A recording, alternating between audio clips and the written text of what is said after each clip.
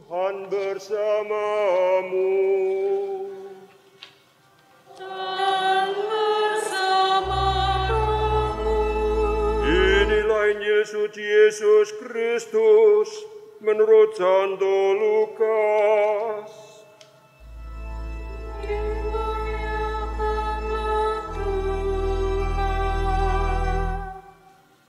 Sekali peristiwa, para pemungut cukai dan orang-orang berdosa datang kepada Yesus untuk mendengarkan Dia. Lalu bersungut-sungutlah orang-orang Farisi dan ahli-ahli Taurat, katanya, Ia menerima orang-orang berdosa dan makan bersama-sama dengan mereka. Lalu Yesus menyampaikan perumpamaan ini kepada mereka. Ada seseorang mempunyai 2 anak laki-laki. Kata yang bungsu kepada bapaknya, "Bapa, berikanlah kepadaku bagian harta milik yang menjadi hakku." Lalu bapaknya membagi-bagikan harta kekayaan itu di antara mereka. Beberapa hari kemudian, anak bungsu itu menjual seluruh bagiannya, lalu pergi ke negeri yang jauh. Di sana ia memboroskan harta miliknya itu dengan hidup berfoya-foya. Setelah dihabiskan semua harta miliknya, timbullah bencana kelaparan di dalam negeri itu, dan ia pun mulai melarat. Lalu ia pergi dan bekerja pada seorang warga di negeri itu. Orang itu menyuruhnya ke ladang untuk menjaga babi. Lalu ia ingin mengisi perutnya dengan ampas yang menjadi makanan babi itu. Tetapi tidak seorang pun memberikan sesuatu kepadanya. Lalu ia menyadari keadaan, katanya, "Betapa banyaknya orang upahan Bapakku yang berlimpah-limpah makanannya, tetapi aku di sini mati kelaparan. Aku akan bangkit dan pergi kepada Bapakku dan berkata kepadanya, Bapa, aku telah berdosa terhadap surga dan terhadap Bapa. Aku tidak layak lagi disebut anak Bapa. Jadikanlah aku sebagai salah seorang upahan Bapa." Lalu bangkitlah ia dan pergi kepada bapaknya. Ketika ia masih jauh, bapaknya telah melihat dia. Lalu tergeraklah hatinya oleh belas kasihan. Bapak itu berlari mendapatkan dia, lalu merangkul dan mencium dia. Kata anak itu kepadanya, "Bapa, aku telah berdosa terhadap surga dan terhadap Bapa. Aku tidak layak lagi disebutkan anak Bapa." Tetapi Bapa itu berkata kepada hamba-hambanya, "Lekaslah, bawa kemari pakaian yang terbaik, pakaikanlah itu kepadanya, kenakanlah cincin pada jarinya dan sepatu pada kakinya.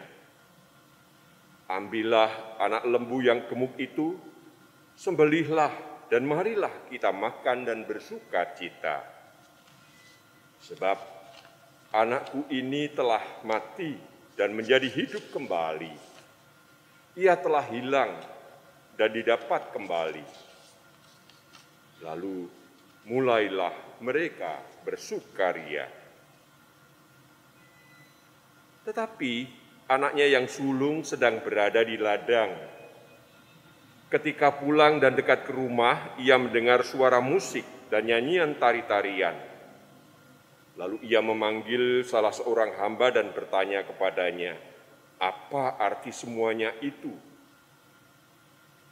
Jawab hamba itu, "Adikmu telah kembali dan ayahmu telah menyembelih anak lembu gemuk."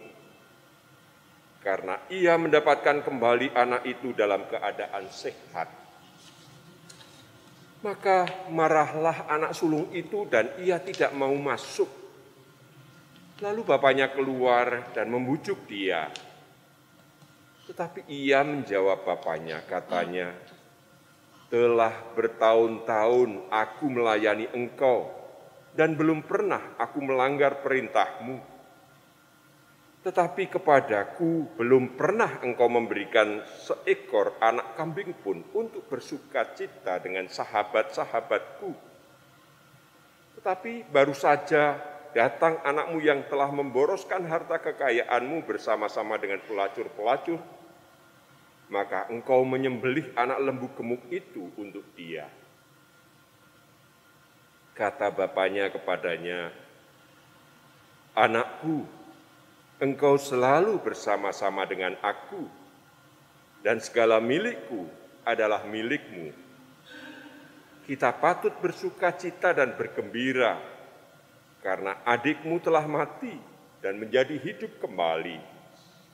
Ia telah hilang dan didapat kembali." Demikianlah Injil Tuhan. Terpujilah Kristus. Silahkan duduk.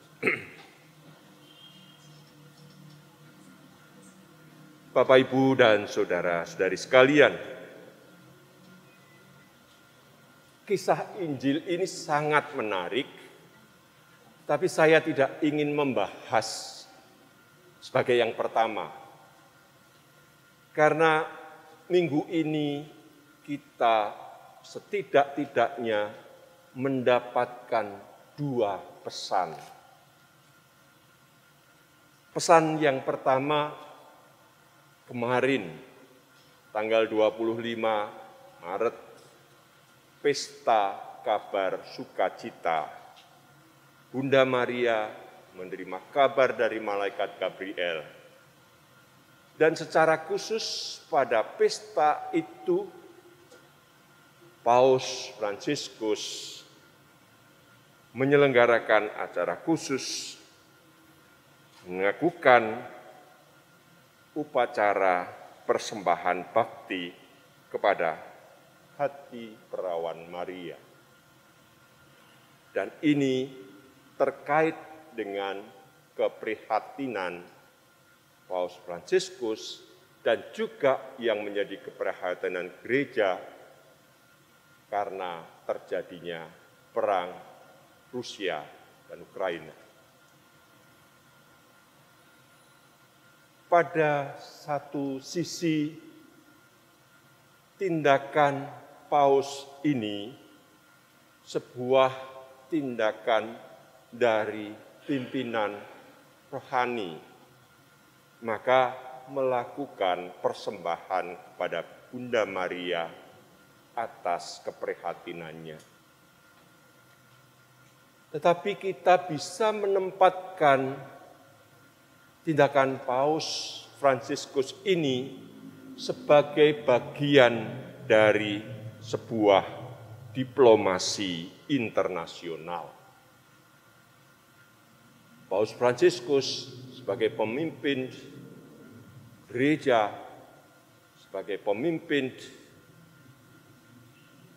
di antara para pemimpin bangsa-bangsa, sudah melakukan upaya-upaya diplomasi lewat utusannya pesan kepada dua pemimpin negara yang sedang bertikai.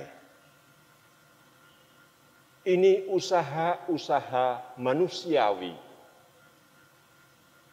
Dan usaha manusiawi itu sudah dilakukan 100%. Maka sebagai usaha yang kedua adalah juga usaha yang rohani, spiritual, dilakukan 100%. Mempersembahkan masalah, Rusia dan Ukraina di hadapan Santa Perawan Maria. Sebuah diplomasi internasional, sebuah diplomasi hati nurani. Pengalaman atau tindakan Paus melakukan diplomasi internasional ini dulu tahun 47 juga pernah dilakukan untuk Indonesia. Pada masa itu Indonesia yang baru merdeka, yang juga masih diancam perang oleh Belanda. Dalam situasi yang belum banyak dikenal, diakui oleh dunia, Paus sudah mengutus dutanya dari Vatikan sana ke ibu kota negara Republik Indonesia dan pada waktu itu di Yogyakarta. Jadi pengalaman gereja, pengalaman tindakan Paus terkait situasi darurat tidak hanya terjadi pada saat ini saja, tidak hanya untuk pihak-pihak di luar negeri, tetapi juga pernah terjadi dan berlaku untuk Indonesia, negara yang baru, untuk bangsa Indonesia. Jadi di situ lalu kita menjadi semakin diajak untuk terlibat. Inilah pesan yang pertama. Dan pesan yang kedua terkait dengan bacaan yang kita dengarkan tadi. Bacaan tentang anak yang hilang atau bacaan tentang Bapa yang baik dari Injil Lukas itu sangat terkenal dan kita sudah seringkali mendengarnya dan mungkin kita juga bahkan hafal. Ada seorang bapa yang baik, ada anak sulung, ada anak bungsu, yang bungsu meminta harta bagiannya, warisannya, lalu berfoya-foya sampai habis dan sampai jatuh miskin. Lalu kembali pada bapaknya, supaya paling tidak bisa makan. Anak yang susah. Dalam sebuah pengertian Jawa, lalu anak yang sulung bersikap tidak mau menyambut adiknya. Mengapa? Lalu dia membandingkan diri. Anak atau adiknya yang bungsu itu sudah menghabiskan hartanya. Dan justru disambut pesta.